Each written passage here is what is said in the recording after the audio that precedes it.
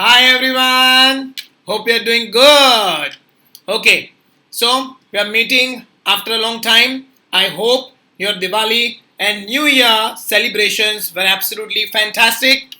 It is actually evident in the rise in number of cases in Corona post Diwali. Anyways, so since it's a long gap, we need to revise what we have done till now. So, before starting off with today's topic, you need to first revise from the notebook all the topics that we have seen in this chapter till now. So, आज का हमारा topic क्या है उस पे जरा गौर फरमाते हैं. सबसे पहला, inter relationship between average cost and marginal cost. So let us revise the meaning of average cost. आपको मालूम है एवरेज कॉस्ट क्या होता है? Yes, total cost divided by number of units produced is known as average cost. मतलब वो cost जो एक यूनिट पे होता है, that cost is nothing but the average cost. So cost per unit of output is called average cost. फिर देखा था हमने मार्जिनल कॉस्ट. उसका भी मतलब कुछ सिमिलर शब्दों से ही समझाया गया था, but the meaning is slightly different as compare to average cost. Average cost मतलब एक यूनिट पे कितना खर्चा, और मार्जिनल कॉस्ट मतलब एक एक्स्ट्रा यूनिट बनाने का additional cost was marginal cost. The cost of producing one additional unit of output is nothing but the marginal cost. तो देखो वही लिखा है आपकी स्क्रीन पे.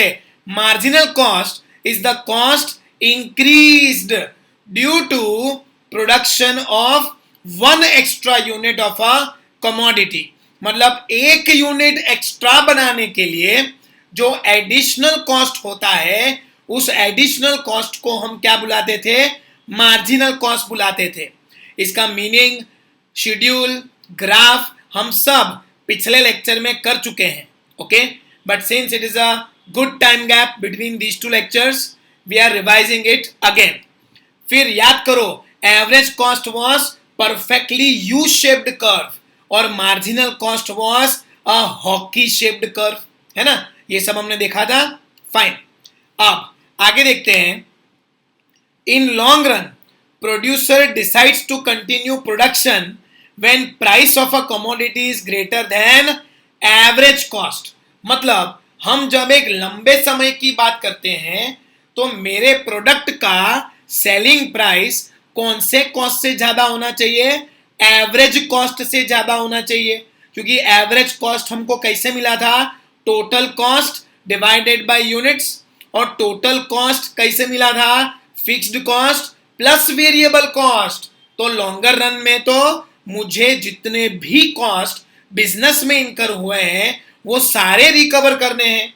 इसीलिए मेरा बिजनेस कंटिन्यू करने का डिसीजन किस पे बेस्ड होगा? एवरेज कॉस्ट पे बेस्ड होगा.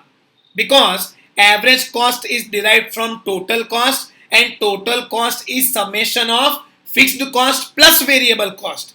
तो कोई भी कॉस्ट में अपनी जेब से पे करना नहीं चाहूंगा, तो मैं हमेशा अपने प्रोडक्ट की सेलिंग प्राइस लॉन्ग रन में तो एवरेज कॉस्ट से ज्यादा रखूंगा. So in the long run we focus on what? Average cost. अपना सेलिंग प्राइस किस कॉस्ट से ज्यादा होना चाहिए? Average cost. क्योंकि हम दूर की देख रहे हैं, दूर की सोच रहे हैं, और उसमें जितने भी कॉस्ट ये लॉन्ग रन में होंगे वो सारे पे करके कुछ पैसा हाथ में बचना चाहिए, जो हम घर लेके जाएंगे, जिस पैसे को हम क्या बुलाएंगे? प्रॉफिट बुलाएंगे. सो लॉन्ग रन में your selling price should be greater than yes average cost. लेकिन शॉर्ट रन की अगर हम बात करें तो क्या? On your screen. In short run same decision कि मैं प्रोडक्शन करूंगा, वो कब करूंगा? पढ़ो. When price of a commodity is greater than marginal cost. मतलब शॉर्ट रन की बात अगर हम करेंगे तो शॉर्ट डिस्टेंस से उस चीज को देखना पड़ेगा. तो शॉर्ट रन में मैं कम से कम उतना पैसा तो कमा लूं जिससे मैं अपना मार्जिनल कॉस्ट रिकवर कर सकूं. क्योंकि याद करो, मार्जिनल कॉस्ट क्या था? The cost of producing one more unit. So खाली मेरा मार्जिनल कॉस्ट रिकवर हो जाए तो भी मुझे शॉर्ट रन में कोई प्रॉब्लम नहीं होना चाहिए। अब आप क्वेश्चन पूछोगे सर तो फर्क क्या पड़ा लॉन्ग रन में और शॉर्ट रन में? बहुत बड़ा फर्क है, बात को समझो। लॉन्ग रन में we are going to recover more than average cost, and average cost consist of total cost divided by units. Total cost consists of fixed cost and variable cost. जबकि मार्जिनल कॉस्ट में खाली क्या आता था? Change in cost. और ऐसा कौन सा कॉस्ट था जो प्रोडक्शन के साथ चेंज होता था? Variable cost. और इसीलिए हमने वेरिएबल कॉस्ट और मार्जिनल कॉस्ट को ट्विंस बुलाया था। दोनों का शेप कैसा था? हॉकी शेप भी था, खाली variable cost was flat hockey shaped curve and marginal cost was steeper hockey shaped curve. So marginal cost means additional cost only, and additional cost means change in cost, and which cost changes? Variable cost. So short run में मैं इतना तो selling price कम से कम रखूंगा ना कि मेरा कम से कम वेरिएबल कॉस्ट तो रिकवर हो, लेकिन लॉन्ग रन में मुझे खाली वेरिएबल कॉस्ट ही रिकवर नहीं करना है, वेरिएबल कॉस्ट के साथ साथ मुझे फिक्स्ड कॉस्ट भी तो रिकवर करना है। सो लॉन्ग रन में decision making is based on average cost, और शॉर्ट रन में decision making is based on marginal cost. Okay, चलिए अब in this way average cost and marginal cost are useful in taking which decisions? Business decisions. क्योंकि decisions खाली short term या खाली long term नहीं होते, short term decisions भी होते हैं और लॉन्ग टर्म डिसीजंस भी होते हैं। आपने एक पर्टिकुलर लाइन को सिलेक्ट करना था, कॉमर्स, तो लॉन्ग रन का सोच के ही आपने कॉमर्स चुना है, क्योंकि उसका करियर कुछ गोल आपके दिमाग में होना चाहिए। अब इस गोल को अचीव करने के लिए आपको हर रोज कुछ कुछ टास्क परफॉर्म करने पड़ेंगे, तो वो टास्क के लिए भी डिसीजन लेना पड़ेगा। वो कौन सा डिसीजन होगा बेटा? शॉर्ट रन डिसीजन होगा। और शॉर्ट रन डिसीजन में हम थोड़ा बहुत कॉम्प्रोमाइज कर सकते हैं, लेकिन लॉन्ग रन में मेन गोल अचीव नहीं हुआ तो वो नहीं चलेगा। So a long run goal is divided into small small short run task. वैसे ही यहाँ पर बिजनेस में डिसीजंस आपको शॉर्ट टर्म के पॉइंट ऑफ व्यू से भी लेने होंगे और लॉन्ग टर्म के पॉइंट ऑफ व्यू से भी लेने होंगे। हो सकता है कि शॉर्ट रन में नुकसान हो लेकिन लॉन्ग रन में फायदा होना चाहिए, और हो सकता है कि शॉर्ट टर्म में फायदा हो लेकिन लॉन्ग रन में नुकसान हो जाए। अब ये बिजनेस की ये जो कश्मकश है डिसीजन मेकिंग की, प्रॉफिट की, वेरिएबल कॉस्ट की, सेल्स की, कंपटीशन की, उसकी एक फीलिंग को समझने के लिए हम एक सीन देखेंगे आपकी स्क्रीन पे। देख रहा हूं, तू पढ़ाई लिखाई नौकरी छोड़ दे, कोई छोटा मोटा धंधा ही कर ले। हाँ? अरे बोल ना।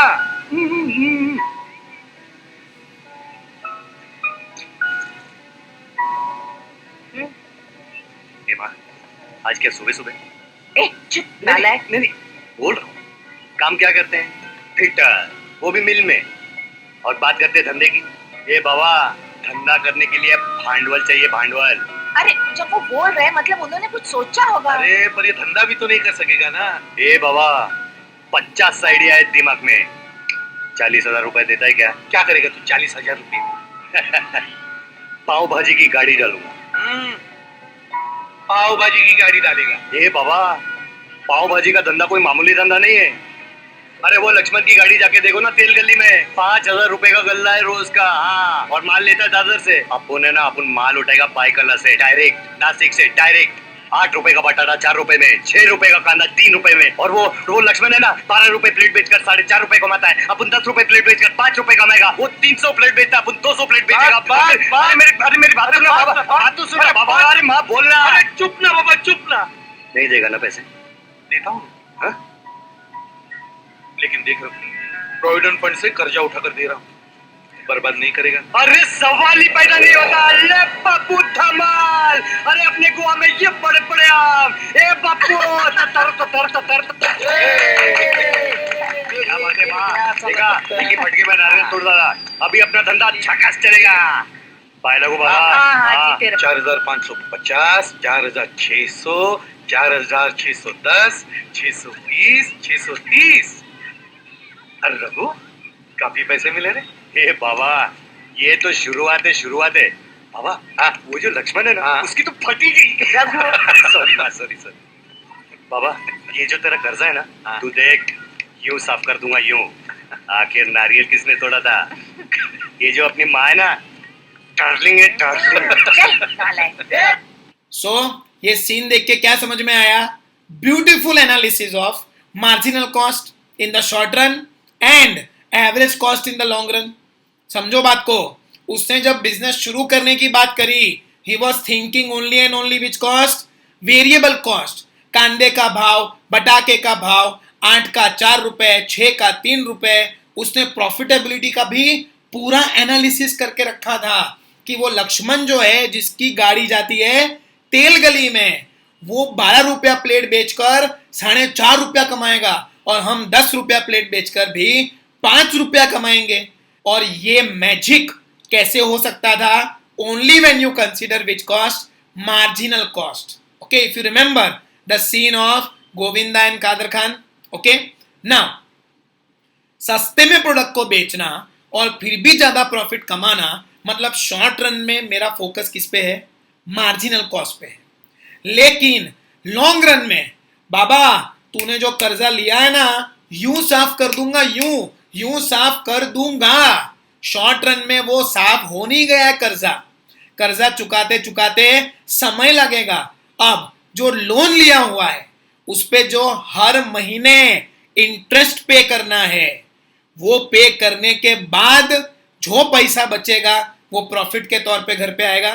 तो अब एक मेरे को बात बताओ, जो इंटरेस्ट ऑन कैपिटल है, इंटरेस्ट ऑन लोन है, that is which cost? Fixed cost. और फिक्स्ड कॉस्ट को भी जब तुम इंक्लूड कर लो अपनी कैलकुलेशन में, तो वो कौन से कॉस्ट में इंक्लूड होगा?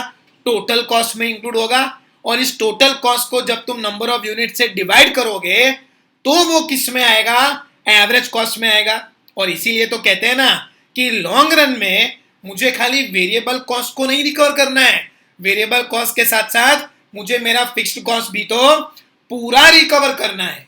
And so in the long run we focus on average cost, but in the short run we can do away with only recovering the marginal cost. ठीक है, समझ में आ गया? कोई डाउट हो तो अभी के अभी मोबाइल नंबर स्क्रीन पे है, उस पे व्हाट्सएप डाल दो। ठीक है, चलिए आगे बढ़ते हैं। So that is the reason why average cost and marginal cost both are important to study from business point of view, क्योंकि average cost will help us in taking which decisions? Long term decisions, but marginal cost will help us in taking short term decisions. So भगवान ना करे अगर business में थोड़ा बहुत भी ऊंच नीच हो जाए तो मार्जिनल कॉस्ट के बेसिस पे हम अच्छा डिसीजन मेकिंग कर पाएंगे। शॉर्ट रन में भी हम सरवाइव कर जाएंगे अगर हम मार्जिनल कॉस्ट को दिमाग में रख के बैठे हैं तो। ओके, चलिए आगे बढ़ते हैं। एक टेबल आ गया आपकी स्क्रीन पे। Let us understand now the same thing with the help of a table. और जहां टेबल है वहां ग्राफ भी तो आएगा। Okay, so output, total cost, average cost and marginal cost. Okay, output आ गया आपके सामने 1 यूनिट, उसके सामने टोटल कॉस्ट अभी बता के रखा हुआ है 20 रुपीज। सो आपका एवरेज कॉस्ट कैसे मिलेगा? Total cost divided by output, so 20 divided by 1 that is 20 rupees. ये पूरी प्रोसीजर हम एवरेज कॉस्ट और मार्जिनल कॉस्ट में समझ चुके हैं डिटेल में, तो वापस वो ब्रैकेट्स करके उसको समझा नहीं रहा हूं। By now we should know that average cost means total cost divided by output and marginal cost means new total cost minus old total cost. Okay, अब मार्जिनल कॉस्ट पहला यूनिट है तो उसका मार्जिनल कॉस्ट हम नहीं गिनते हैं क्योंकि अभी तो प्रोडक्शन की शुरुआत हुई है। अब 1 के बाद हम क्वेश्चन पूछ सकते हैं that 1 extra unit will incur how much cost? That extra cost will be considered as marginal cost. Okay, second unit बनाया, 2 यूनिट बनाने का खर्चा कितना? 35 rupees. So what is the average cost now? 35 divided by 2 that is 17.5. Okay, और marginal cost कैसे मिलेगा? New total cost minus old total cost. तो new total cost आपका कितना है? 35, and 35 minus 20 will give you how much? 15 rupees. पता चल रहा है? Okay. Output 3, total cost 45. So what is the average cost? 45 divided by 3, that is 15 rupees. Okay, और marginal cost मतलब नीचे वाला total cost minus ऊपर वाला total cost. 45 minus 35, that will give you how much? 10 rupees. Okay, फिर fourth unit 60 rupees. Average cost 60 divided by 4, 15. Marginal cost 60 minus 45, that is 15 rupees. Fifth unit, total cost 85. So 85 divided by 5, 17, and 85 minus 60 will give you 25. Sixth unit के लिए total cost कितना बता रहा है? 115. So 115 divided by 6, 19.2, and 115 minus 85 will give you 30 rupees. Seventh unit के लिए total cost बता के रखा है 150. सो 150 divided by 7, 21.5, and 150 minus 115 that is 35. Okay, चलिए अब ये तो हो गया टेबल. इसी टेबल का हमें ग्राफ बनाना है पॉइंट्स को प्लॉट करके. Let us see that. So before you start off with any graph we have 2 axis, x axis, y axis. Okay, अब x एक्सिस पे हम क्या बताएंगे? Output in units. और y एक्सिस में क्या बताएंगे? Marginal cost as well as average cost. क्योंकि मत भूलो हमें पढ़ना क्या है? Relationship between average cost and marginal cost. Okay, so x axis पे शुरुआत होगी 0 से. आउटपुट कितना है? 7. सो 1, 2, 3, 4, 5, 6, 7. ओके, y एक्सिस पे आपको एवरेज कॉस्ट के साथ साथ मार्जिनल कॉस्ट भी प्लॉट करना है. तो observe column number 3 and column number 4. What is the maximum value? 20, 17.5, 15, 15, 17, 19.2, 21.5, 15, 10, 15, 25, 30, 35. What is the maximum value? 35. So 5 का स्केल ले सकते हैं. 5, 10, 15, 20, 25, 30, 35, 40 on the safer side. Okay. So we are ready with x axis and y axis. Now we need to plot the points. लेकिन plotting हम सबसे पहले किसकी करेंगे? एवरेज कॉस्ट की करेंगे. सो ये 2 कॉलम पे हम ध्यान देंगे, column number 1 and column number 3. या फिर हम बोल सकते हैं कि वो 2 कॉलम जहां पर रेड कलर का मार्किंग आ चुका है. ओके, सो आउटपुट 1 के सामने आपका एवरेज कॉस्ट कितना है? 20. तो 1 के सामने 20 यहां पे कहीं पे आएगा, मतलब पर्पल डॉट से वो रिफ्लेक्ट हो गया. फिर 2 के सामने 17.5, तो यहां पे कहीं पे आएगा, ऑरेंज पॉइंट से हमने वो दिखा दिया. फिर थर्ड यूनिट के सामने 15 रुपीज हैं, तो यहां पे कहीं पे आएगा, रेड पॉइंट से हमने उसको बता दिया. 4 के सामने भी 15, सो पैरेलल ग्रीन लाइन पे ग्रीन पॉइंट आ गया. फिफ्थ यूनिट के सामने 17 रुपीज अगेन, सो वो यहां पे कहीं पे आएगा, ब्लैक पॉइंट से हमने उसको दिखा दिया. सिक्स्थ यूनिट के सामने 19.2, सो वो ब्राउन पॉइंट से यहां पे कहीं पे आएगा. और सेवंथ यूनिट के सामने 21.5, ओके, सो वो यहां पे कहीं पे आएगा, पिंक लाइन से उसको हमने बता के रखा हुआ है, तो उसका पिंक पॉइंट आ गया. ओके, नाउ कॉलम 1 और कॉलम 3 को प्लॉट करने के बाद हमें ये सारे पॉइंट्स मिले. इन सभी पॉइंट्स को जब हम जोड़ेंगे तो आपके सामने एक परफेक्टली यू शेप्ड कर्व बनेगा। हाँ, यू थोड़ा स्ट्रेच हो गया है लेकिन है तो यू शेप्ड ही। ओके, इस यू शेप्ड कर्व को हम क्या बुलाते थे? AC curve, that is average cost curve. Okay, so average cost तो आ गया। अब इसी ग्राफ में हमें मार्जिनल कॉस्ट को भी तो प्लॉट करना है। So now we are going to focus on output and marginal cost, मतलब column number 1 and column number 4।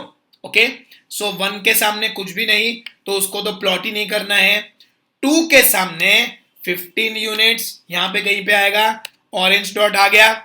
फिर 3 के सामने 10 रुपीज, तो वो रेड डॉट से यहां पे कहीं पे आएगा। 4 के सामने 15 अगेन, सो ग्रीन डॉट से हमने उसको रिफ्लेक्ट कर दिया। 5 के सामने 25, तो वो यहां पे कहीं पे आएगा, ओके, ब्लैक पॉइंट से। 6 के सामने 30, तो ब्राउन पॉइंट से हमने उसको यहां पे प्लॉट कर दिया। और 7 के सामने कितना हो गया? 35, जो पिंक डॉट से हमने यहां पे प्लॉट कर दिया। ओके, अब आउटपुट एंड मार्जिनल कॉस्ट को प्लॉट करने से हमें ये सारे पॉइंट्स मिले थे। इन सारे पॉइंट्स को जब हम जोड़ेंगे तो हमें एक और कर्व मिलेगा। इस कर्व को हम क्या बुलाएंगे? MC curve, that is marginal cost curve. Okay, so AC मतलब एवरेज कॉस्ट और एमसी मतलब marginal cost. Okay, now we carefully observe what is happening in this graph. Starting में अगर आप ऑब्जर्व करेंगे तो दोनों ही कर्व्स नीचे आ रहे हैं। फिर एक ऐसा पॉइंट है जहां पर मार्जिनल कॉस्ट एवरेज कॉस्ट को इंटरसेक्ट करता है। वो कौन सा पॉइंट है? 4th यूनिट पे वो पॉइंट आपने देखा, where AC is equal to MC। और टेबल में भी आप क्रॉस वेरीफाई कर सकते हैं। जब आउटपुट 4 था तब एवरेज कॉस्ट कितना? 15 रुपीज, और मार्जिनल कॉस्ट भी कितना? 15 रुपीज। सो ये एक ऐसा पॉइंट है जहां पे हम बोल सकते हैं कि AC is equal to MC, बराबर। और इसके आगे अगर आप ऑब्जर्व करो तो वहां पर आप क्या देख रहे हैं कि दोनों ही कर्व्स ऊपर उठ रहे हैं। सो फर्स्ट हाफ में दोनों नीचे आ रहे थे, सेकंड पॉइंट पे दोनों इक्वल हो गए, और थर्ड पॉइंट में दोनों कॉस्ट ऊपर जा रहे हैं। अब ऐसा क्यों हो रहा है? तो कहीं ना कहीं हमें मालूम है कि स्टार्टिंग में बिजनेस में क्या देखने को मिलता है? एफिशिएंसीज देखने को मिलती है, बराबर। और लेटर स्टेजेस में वो एफिशिएंसीज किस में कन्वर्ट हो जाती है? इनएफिशिएंसीज में कन्वर्ट हो जाती है। एफिशिएंसी को, एडवांटेजेस को हम क्या बुलाते थे? Economies of scale. और डिसएडवांटेजेस, लिमिटेशंस, नेगेटिव्स को हम क्या बुलाते थे? डिसइकोनॉमीज ऑफ स्केल बुलाते थे। ठीक है, तो वही चीज यहां वापस देखने को मिली। देखते हैं। सबसे पहला, आउटपुट 1 से लेकर 3 तक आप क्या ऑब्जर्व कर रहे हो कि मार्जिनल कॉस्ट हमेशा एवरेज कॉस्ट के नीचे है। तो हम ऐसा बोल सकते हैं कि average cost is greater than marginal cost. Table में भी वेरीफाई कर लो। 20 is greater than nothing, 17.5 is greater than 15, 15 is greater than 10। Observe किया टेबल में average cost and marginal cost को। Average cost is greater than marginal cost, ये हमने देख लिया। पॉइंट नंबर 4 पे यूनिट्स ऑफ आउटपुट जब 4 हैं तब आप क्या ऑब्जर्व कर रहे हैं कि AC is equal to MC। अब इसके आगे अगर बढ़े हम, यूनिट्स 5, 6 एंड 7, तो आप क्या देख रहे हो कि मार्जिनल कॉस्ट कर्व ऊपर है और एवरेज कॉस्ट कर्व उसके नीचे है। Red curve is above and blue curve is below, which shows that marginal cost is greater than average cost। या हम ऐसा भी बोल सकते हैं कि average cost is less than marginal cost. So check कर लो टेबल में, 17 is less than 25, 19.2 is less than 30, 21.5 is less than 35। Yes और नो? सो ये सारी चीज हमको देखने को मिली जब हमने कंपेयर किया एक ही ग्राफ में दो कर्व्स को ड्रॉ करके। कौन से दो curve? Average cost and marginal cost. उसी का एनालिसिस अभी आपकी स्क्रीन पे आएगा। सबसे पहला, initially AC and MC both decrease because of law of increasing returns to scale. Returns ज्यादा मिल रहे हैं क्योंकि अपना कॉस्ट कम है. कॉस्ट कम क्यों है? क्योंकि असेट इज शोइंग एफिशिएंसी, जिसको हमने इकोनॉमिक्स में क्या बोला? Economies of scale. हम एंजॉय कर रहे हैं. ओके. दूसरा, at fourth unit of output, average cost and marginal cost both are equal and average cost is minimum. जब एवरेज कॉस्ट अपने मिनिमम पॉइंट पे होगा ना, तब भी मार्जिनल कॉस्ट उसको नीचू से इंटरसेक्ट करेगा. ये याद रखना, marginal cost will always cut AC curve, average cost curve at its minimum point. Okay, so average cost is minimum when AC is equal to MC. और AC is equal to MC क्यों हुआ? क्योंकि marginal cost ने average cost curve को उस point पे intersect किया. Okay. अब आफ्टर दैट, मतलब फोर्थ यूनिट के बाद, due to decreasing returns to scale, मतलब डिसइकोनॉमीज, रिटर्न्स डिक्रीजिंग क्यों है? प्रॉफिट डिक्रीजिंग क्यों है? क्योंकि मेरा कॉस्ट ज्यादा है. कॉस्ट ज्यादा क्यों है? क्योंकि असेट अब डिसएडवांटेजेस दिखा रहा है. डिसएडवांटेजेस को, लिमिटेशंस को इकोनॉमिक्स में हम क्या बुलाते हैं? डिसइकोनॉमीज ऑफ स्केल बुलाते हैं. असेट को उसकी ऑप्टिमम कैपेसिटी के बाहर जाके तुमने इस्तेमाल किया तो ज्यादा खर्चा बेयर करना पड़ेगा, और खर्चा ज्यादा बेयर करोगे तो अपने आप रिटर्न्स तो कम ही हो जाएंगे ना. So it is also known as decreasing returns, diseconomies of scale. Okay. So इस ग्राफ में आपको उतना ही समझाना है इन द एग्जाम ऑल्सो. बराबर. पहले एवरेज कॉस्ट, मार्जिनल कॉस्ट किसके लिए यूज में आते हैं? Average cost is helpful in taking business decisions in the long run. Marginal cost is helpful in taking business decisions in the short run. फिर दोनों का टेबल बनाया, उस टेबल को हमने ग्राफ में कन्वर्ट किया और फिर उसका एनालिसिस किया. ये आपको 3 मार्क या 5 मार्क में भी क्वेश्चन पूछा जा सकता है आपके एग्जाम में. Okay, understood. चलिए आगे बढ़ते हैं. Next topic is long run average cost curve. Long run मतलब लंबे समय के लिए, 15 साल, 20 साल, 25 साल. बिजनेस में क्या कुछ नहीं हो जाता. Things change upside down. Even those things that you have thought as permanent, उसे भी चेंज करने की नौबत आ जाती है. ओके.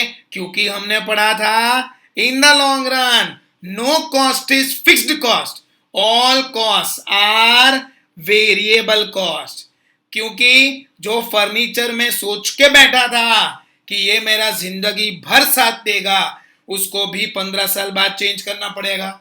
जिस मशीनरी को मैं बिजनेस में ये सोच के लाया था कि ये तो हमेशा के लिए मेरे साथ है, उसको भी बदलना पड़ेगा, है ना. सो इस इमोशन को, इस सेंटिमेंट को समझने के लिए एक गाना आपकी स्क्रीन पे. सोचता हूँ कि वो कितने मासूम थे, क्या से क्या हो गए देखते देखते. वो जो कहते थे बिछड़ेंगे ना हम कभी, वो जो कहते थे बिछड़ेंगे ना हम कभी, अलविदा हो गए देखते देखते. सोचता हूँ. सो बिजनेस ने क्या सोचा था कि फिक्स कॉस्ट तो मेरे साथ हमेशा के लिए रहेगा, लेकिन सोचता हूं कैसे क्या हो गए देखते देखते. सो फिक्स्ड कॉस्ट देखते देखते क्या हो गए? वेरिएबल कॉस्ट में कन्वर्ट हो गए in the long run. Okay. ऐसा क्यों होता है, कैसे होता है? Let us C.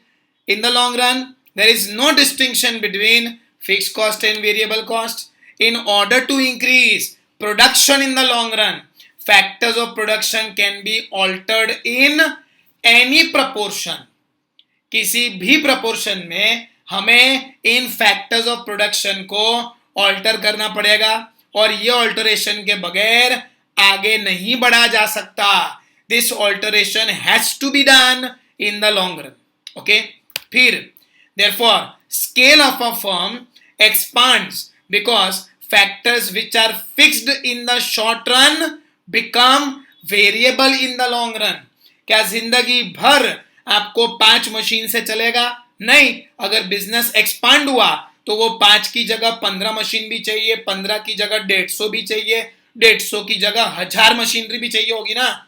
If your product is so much in demand, think big, think long run. तो उस केस में आप जो फिक्स्ड असेट्स पकड़ के बैठे थे उसे भी चेंज करना पड़ेगा. And that is the reason why in the long run all cost are which cost? Variable cost. क्योंकि फिक्स्ड भी क्या बन जाता है? वेरिएबल. ओके, और इसीलिए लॉन्ग रन की स्पेशल कोई टेबल नहीं है, उसका अलग से कोई ग्राफ भी नहीं है. Okay, understood? सो इतनी थियरी आपको पढ़नी है एंड दैट्स इट. किसी को कोई भी क्वेश्चंस हो, डाउट्स हो, WhatsApp me on this number 8000770202. Okay, तो बस फिर आज के लिए इतना ही. Okay, bye.